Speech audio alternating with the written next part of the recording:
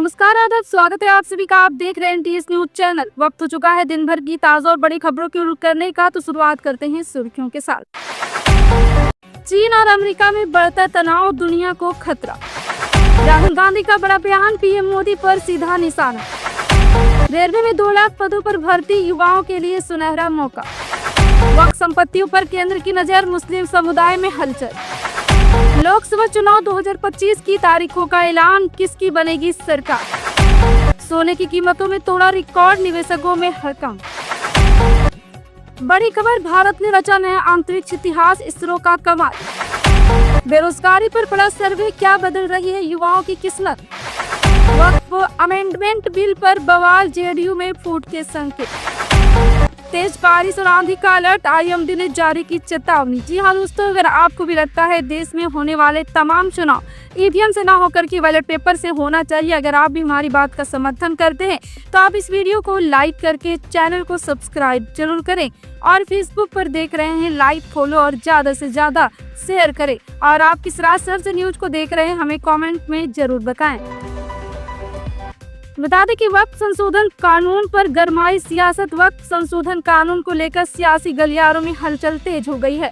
इस मामले को लेकर संसद और वरिष्ठ वकील कपिल सिब्बल ने सुप्रीम कोर्ट से जल्द सुनवाई का अनुरोध किया है। चीफ जस्टिस संजीव खन्ना ने कहा कि ये दोपहर में इस पर विचार करेंगे। उन्होंने कभी कपिल सिब्बल और अन्य को भी आश्वासन दिया है कि याचिकाओं को सूचीबद्ध करने में निर्णय लिया जाएगा। बता दें, इस विषय पर कई याचिकाएं पहले ही दायर की जा चुकी है।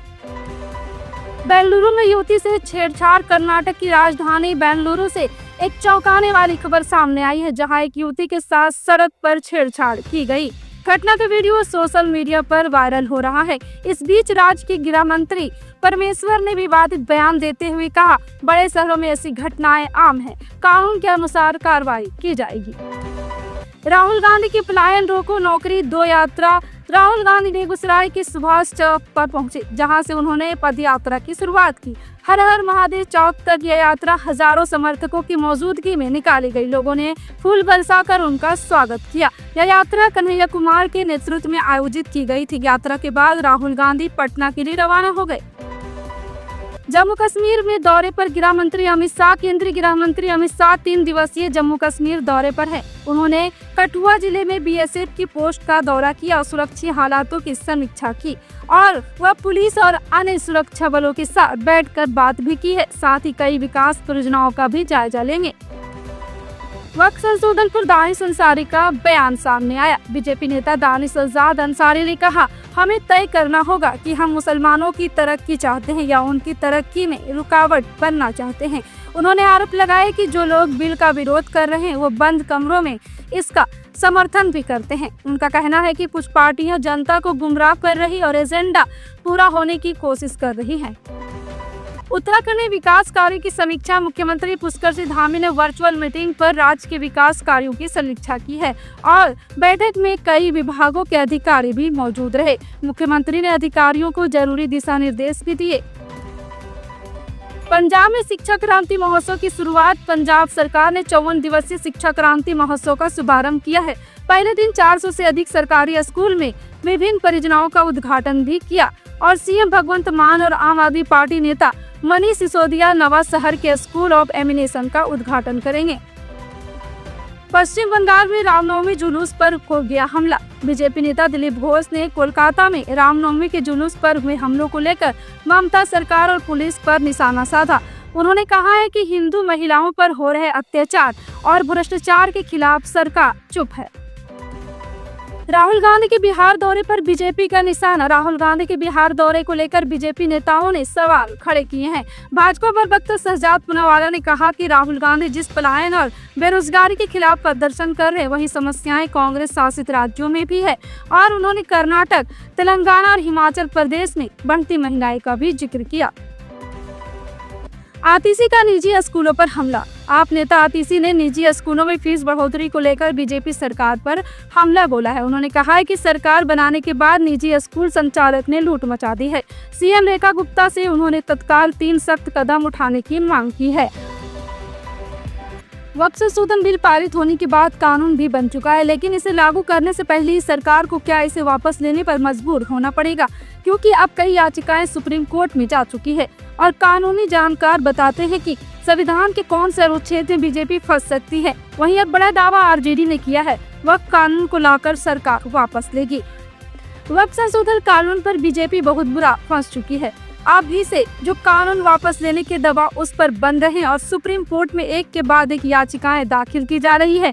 बिहार में मुख्य विपक्षी पार्टी आरजेडी के अलग अलग प्रकोष्ठों ने सुप्रीम कोर्ट का दरवाजा खटखटा दिया है। इस बारे में आरजेडी सांसद मनोज झा ने कहा है कि सुप्रीम कोर्ट हमेशा की तरह इस बार भी जनता की निराशा को दूर करने वाला फैसला लेगी, नहीं तो अब तो प्रक्रिया में है। हमारे राष्ट्रीय जनता दल की ओर से पहले बैच का पिटीशन कल अपलोड होगा। उसके बाद कई हमारे जो अनुषंगिक संगठन है, दल के अंदर अलग अलग समाज का प्रतिनिधित्व करने वाले अलग अलग समुदाय का ये सब जा रहे हैं। और लबोलुबाब ये है कि ये इसके मूल चरित्र में संविधान का हनन है और सौहार्द को खत्म करने की साजिश है। तो संविधान खत्म, सौहार्द खत्म, तो बचा सुनने ना। और हमें यकीन है कि माननीय सर्वोच्च न्यायालय हमेशा की तरह जो लोगों के अंदर एक डिस्पेयर है, एक निराशा का भाव है, उसको एड्रेस करेगा।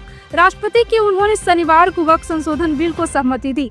देखिए, ये रूटीन होता है। राष्ट्रपति महोदय ने जो किया है, जो एक प्रक्रिया का हिस्सा है, हम वो कर रहे हैं, जो हमारा अधिकार है। और यह है, बार बार कह रहा हूँ कि संसद से पास किए गए बिल न्यायालय तो छोड़िए, सरकार को स्वयं भी वापस लेने पड़े।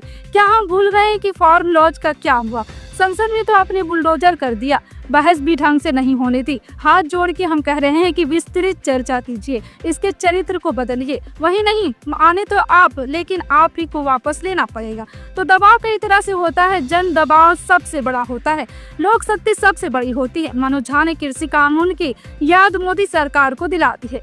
अब देखना होगा कि अगर सरकार इस कानून को वापस लेती है तो इसका फैसला असर बिहार चुनाव पर होगा। विपक्षी दलों की तमाम रस्साकसी के बावजूद वक्फ संशोधन विधेयक लोकसभा और राज्यसभा में पास हुआ और अब राष्ट्रपति ने भी हरी झंडी दिखा दी है। लेकिन वक्फ विवाद के बीच बिहार में अब नया बवाल देखने को मिल रहा। विश्व हिंदू परिषद यानी कि बीहिप ने सरकार से एक बड़ी मांग की है, जिससे नीतीश सरकार के लिए नई मुसीबत खड़ी हो सकती है। वक्फ बिल विवाद के बीच बिहार की राजनीति में अब एक नया बवाल देखने को मिल रहा है। विश्व हिंदू परिषद यानी कि बीहिप ने सरकार से एक बड़ी मांग की है। बीहिप चाहता है कि मस्जिद और चर्च को भी सरकार अपने नियंत्रण में ले ले।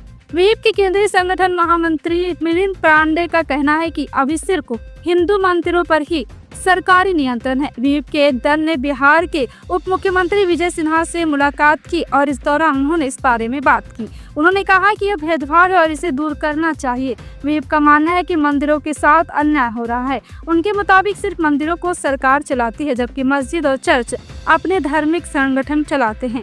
बीहिप के केंद्रीय संगठन महामंत्री मिलिंद पांडे ने इस बात पर जोर दिया और उन्होंने उप मुख्यमंत्री विजय सिन्हा से कहा कि यह व्यवस्था ठीक नहीं है और इसे बदलना चाहिए। मिलिंद पांडे ने कहा है कि संविधान सभी धर्मों को बराबर मानता है।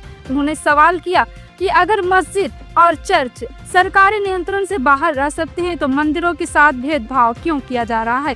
सभी धर्मों को समान अधिकार मिलना चाहिए। इस घटना से राहुल गांधी का दावा भी सच साबित होता दिखाई दे रहा है। उन्होंने ऑर्गेनाइजर को लेख का हवाला देते हुए कहा है कि वक्त के बाद अब अलग अलग समुदाय को निशाना बनाया जाएगा। वहीं बीहिप की इस मांग ने भी नीतीश कुमार की मुश्किलें बढ़ा दी। नीतीश सरकार को जहां पहले से ही वक्फ बिल को लेकर विरोध झेलना पड़ रहा है और अब अगर बीहिप की मांग पूरी करते हैं तो कहीं विरोध का दायरा और न बढ़ जाए। फिलहाल खबरों में आज के लिए बस इतना ही। फिर मिलते हैं अगली बड़ी खबर के साथ। तब तक के लिए जय हिंद।